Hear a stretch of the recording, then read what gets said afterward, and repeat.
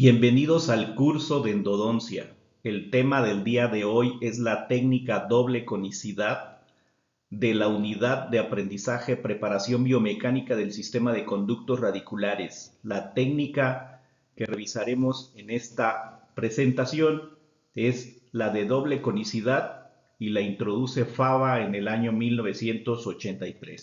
Esta técnica está indicada en aquellos pacientes con dientes afectados por una pulpitis irreversible, necrosis pulpar o dientes previamente tratados en los cuales ha fracasado el tratamiento de conductos. Es importante mencionar que en los casos de necrosis pulpar, el reto clínico es eliminar el foco de infección que se encuentra al interior de los conductos radiculares. El objetivo de esta técnica en dientes con necrosis pulpar es eliminar la carga microbiana en sentido coronoapical para evitar extrusión de microorganismos, toxinas y restos de tejido pulpar necrótico hacia los tejidos periradiculares, es decir, la extrusión de estos.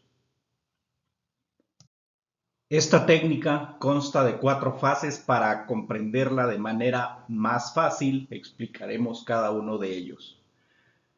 Es muy importante considerar que la radiografía diagnóstica o inicial debe tener la menor distorsión posible y haber empleado la técnica de planos paralelos para la obtención de esta proyección, es decir, el uso de colimadores. La primera fase es la preparación coronoapical, seguida de la fase en la cual se realiza la proyección radiográfica para determinar la longitud de trabajo real.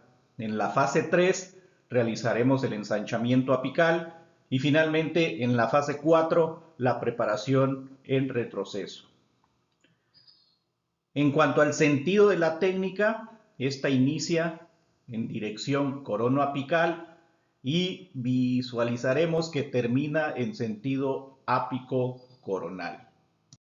La odontometría aparente que emplearemos en este ejemplo es de 19 milímetros, que es la resta de la medición del diente del borde incisal, al que llamamos punto de referencia, y la distancia hacia el vértice radiográfico. En este ejemplo es igual a 20 milímetros. Al restarle 1 milímetro, que es la distancia del CDC al foramen apical, obtenemos la odontometría aparente de 19 milímetros. Es muy importante recordar que la distancia del CDC al foramen apical en promedio es de 0.5 a 1 milímetro, como lo establece Domenico Ricucci.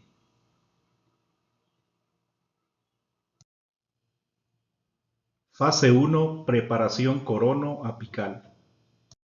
Basados en la odontometría real, que es igual a 19 milímetros, realizaremos la resta de 4 milímetros.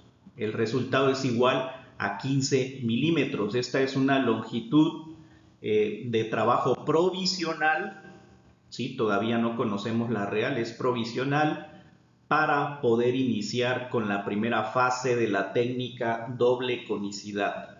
Esta fase es llamada preparación coronoapical e implica la limpieza y ensanchado del conducto radicular. Es importante considerar que también realizaremos la preparación químico-mecánica del conducto, para lo cual usaremos hipoclorito de sodio al 2.5%.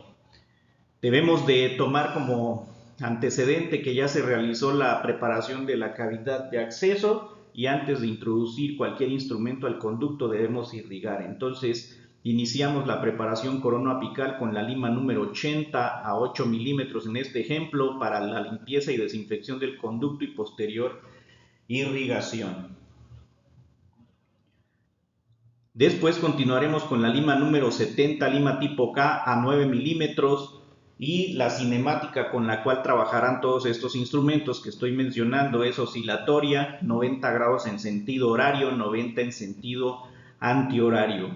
Continuamos con la lima número 60 a 10 milímetros. Note cómo en la imagen se observan unas líneas horizontales que corresponden a cada uno de los milímetros de la longitud correspondiente al órgano dentario. Entonces, lima 60 a la longitud de 10 milímetros. Lima número 55 a la longitud de 11 milímetros.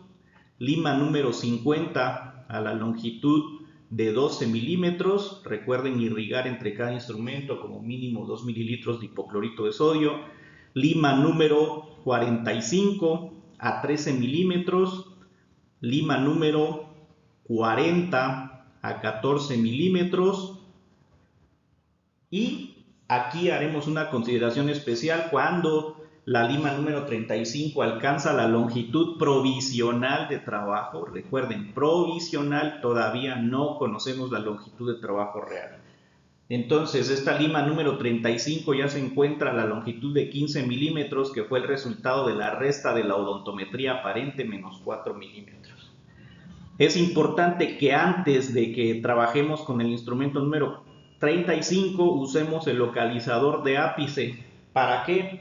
Para verificar que el instrumento se encuentre dentro del conducto y no estemos perforando el foramen apical.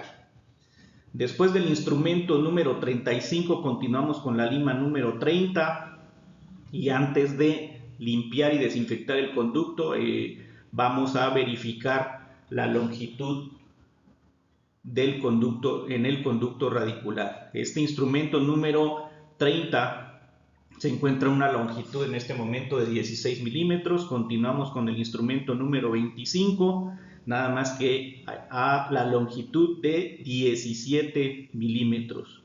Continuamos con la lima 20. Recordemos que en estos últimos instrumentos tenemos que verificar con el localizador de ápice. Este instrumento número 20 se encuentra a 18 milímetros. Y finalmente la lima número 15 a la longitud de 19 milímetros. Es acá cuando nosotros usamos nuevamente el localizador de ápice, pero ahora vamos a posicionar el instrumento dentro del conducto radicular y observando la pantalla del localizador de ápice tienen que verse u observarse de manera activas las barras verdes en la pantalla. Esto significa que nos encontramos en la zona apical, en los últimos milímetros de la zona apical. En esta zona verde, donde se encuentran las barras verdes, es aconsejable o recomendable que estas barras se encuentren entre el número 3 y el número 0 que marcará el localizador de ápice. Cuando esas barras se encuentren entre el número 0 o el número 3, nosotros pasaremos a la siguiente fase, que es la determinación de la longitud de trabajo real. Fase 2. Longitud de trabajo real. Realizaremos la toma de la radiografía para determinar la longitud de trabajo real. Para esto emplearemos una lima tipo K número 15 y vamos a revisar la radiografía una vez procesada químicamente, o si es una radiografía digital la observaremos en el monitor de la computadora y observaremos y evaluaremos la posición del instrumento a nivel del ápice radicular. De ser necesario, se tendrán que hacer los ajustes que se consideren pertinentes en cuanto a la longitud del instrumento, de la lima tipo K, hasta que ésta se encuentre a nivel del CDC o de la constricción apical. Esto es de 0.5 a 1 milímetro del foramen apical. Fase 3. Ensanchamiento apical.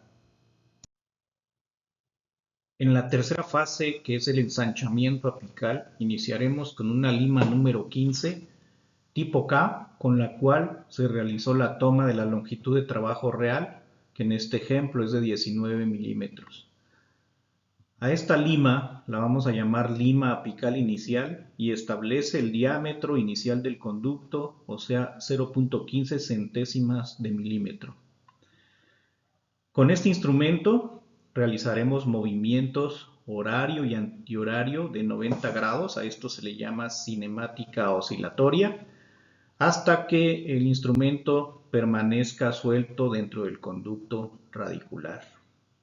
Irrigamos con hipoclorito de sodio al 2.5% y continuamos con la siguiente secuencia. Instrumento número 20 a 19 milímetros, irrigamos con hipoclorito de sodio.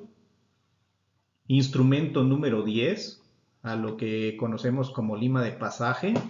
En este caso, este instrumento debe alcanzar una longitud de 20 milímetros. Recuerda que a la lima de pasaje se le incrementa 1 milímetro a esta. En este caso estamos hablando de 20 milímetros. Irrigación con hipoclorito de sodio al 2.5%. Instrumento número 25, lima tipo K número 25 a 19 milímetros. Irrigación con hipoclorito de sodio. Instrumento número 30 tipo K a la misma longitud e irrigación con hipoclorito de sodio.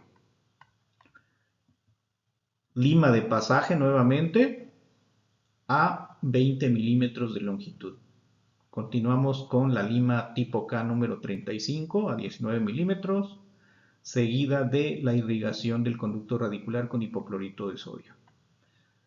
Instrumento número 40 a la longitud de trabajo real 19 milímetros y posterior irrigación. Finalizamos con nuestra lima de pasaje número 10 a la longitud de 20 milímetros.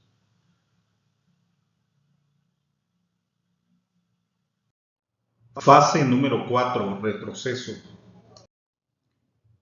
En la fase número 4, llamada retroceso, el sentido de la instrumentación es ápico-coronal.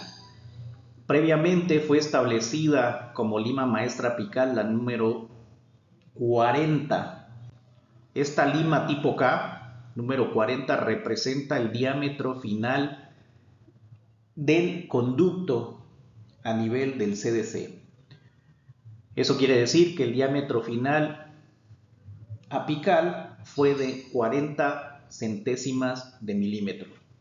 A partir de esta lima tipo K número 40 inicia el retroceso con una número 45 a 18 milímetros. Irrigamos, hacemos la recapitulación con nuestra lima de pasaje. Irrigación, lima número 50 a 17 milímetros. Irrigación, lima de pasaje. Continuamos con nuestra lima tipo K número 55 a 16 milímetros. No olvidar que la cinemática de estos instrumentos es oscilatoria. Irrigación, nuevamente nuestra lima de pasaje y finalmente terminaríamos la instrumentación con la lima número 60 a la longitud de 15 milímetros.